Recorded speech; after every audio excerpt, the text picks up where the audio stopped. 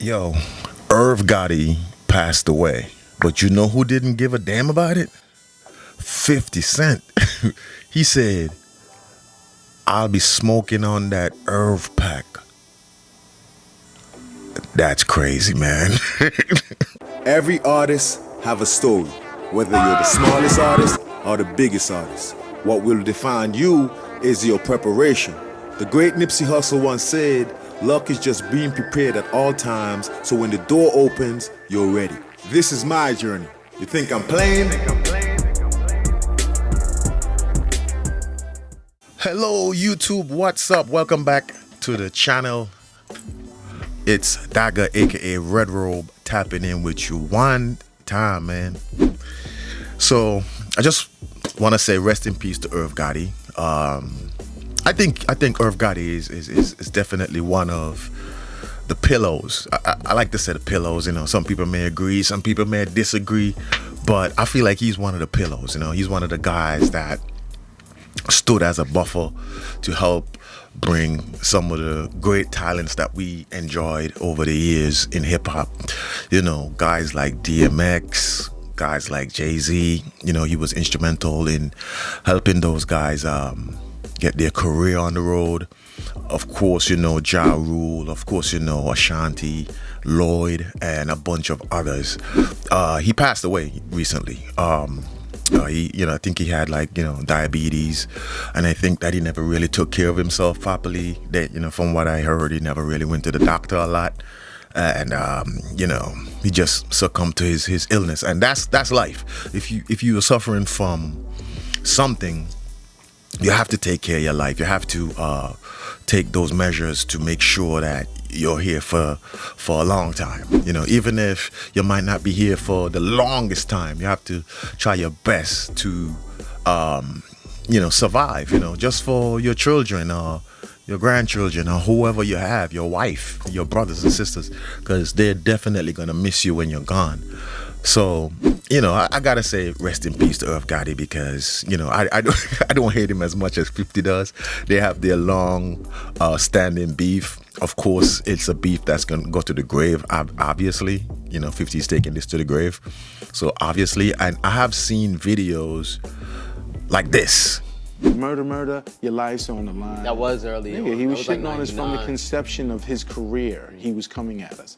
So anybody who called me, they would call me when he would leave the office and say, yo, 50's over with interest in Simon. I said, you fuck with him, you ain't fucking with me. I hated on him to where he landed with him and Dre. I'm a way smarter person now. I would have fucking organized his deal and controlled it. He would have never got dun. Right. He would have never got that Dre monster. You understand? But I done blocked this nigga to where he fell in the lap of Eminem, right. The biggest rapper in the universe, with a white fan base that all became his fan.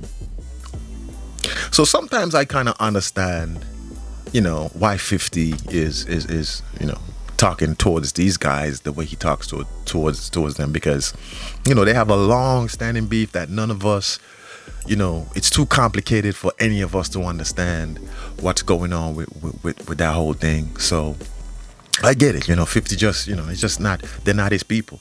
So he's just like, I don't care, so that's tough though.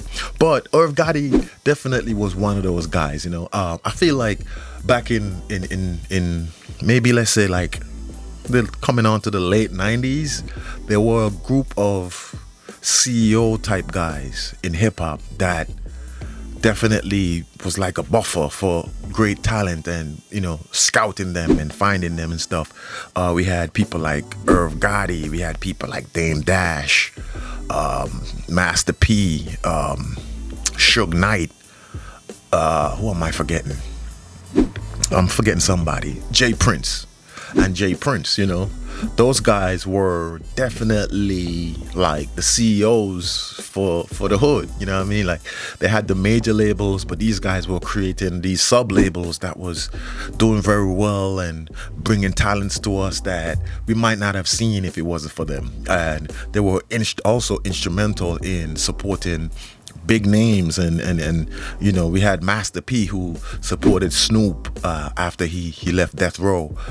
We had Irv Gotti, who was instrumental in getting DMX, who is, my favorite rapper, he was instrumental in getting DMX to sign to Def Jam. He said, hey, I'm not gonna work at Def Jam unless you sign DMX. They won in this mother. I want to sign DMX. Okay, me, Kev, Leo drive up to Yonkers, and that's the famous meeting when he sees DMX and X is rhyming with his jaws wide shut and gets the deal. But X found out. So DMX finds out months later. He comes, he says, Gotti. I was like, what's up? He said, dog, you quit Def Jam for me? And I said, yeah. He said, nah. He said, what do you quit? I said, yeah, I was out the office, I quit. I was gone for like a week until Leo called me back. And I said, that's when we drove up to Yonkers to sign you. That's crazy, Can you imagine somebody standing up for you like that? Like coming in and saying, hey, I'm not going to work for this label unless you sign this guy. So, Irv Gotti and them was instrumental in bringing us great talents. We don't see those type of talent much anymore. Of course, the industry doesn't really have a buffer anymore. The labels are going straight to the streets now, and sometimes they get it wrong because those artists that they're picking up and bringing out sometimes just doesn't, it just doesn't align. Just doesn't align with what we're thinking. Just doesn't align with what we would like to see on the forefront.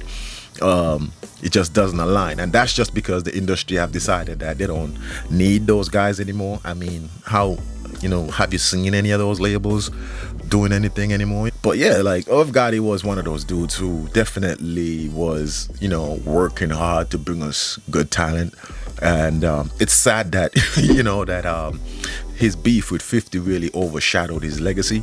50 is a very loved guy, and if he don't like you, a lot of people won't like you either. That's just the power he has. He has a lot of power to definitely change people's mind and make people go against people. Like, he has that power. So it's sad that 50, was the one person that didn't care at all that Irv Gotti died. 50 proceed to write this. 50 proceed to write this up when he found out that Irv Gotti had died, and that was really cruel, man. Like, for me, like, I've always learned to respect the dead and respect that when somebody dies, they're gone, you won't see them again. So kind of respect them, and but 50 didn't care. And as you saw that clip I showed you earlier, you could understand they had a long-standing beef. This beef is going on for over 20 years, and it's not going to stop. These guys are taking this to the grave. Obviously, that they're going to take it till they die. So obviously, it's very sad to watch that 50 didn't give a damn about Irv Gotti dying. But I want to say here on this channel, I want to say rest in peace to Irv Gotti, because he was one of the great hip-hop CEOs that brought us great talent, and also definitely was a trailblazer when it came to being innovative in the hip-hop space. All right, man. Moment of silence for Irv Gotti, man. Yeah, rest in peace to Irv Gotti. I hope you guys have a great weekend. It's Daga, aka Red Robe, tapping out one time. Peace, one love. And please don't forget to like, subscribe, and share. Y'all go have a good weekend now.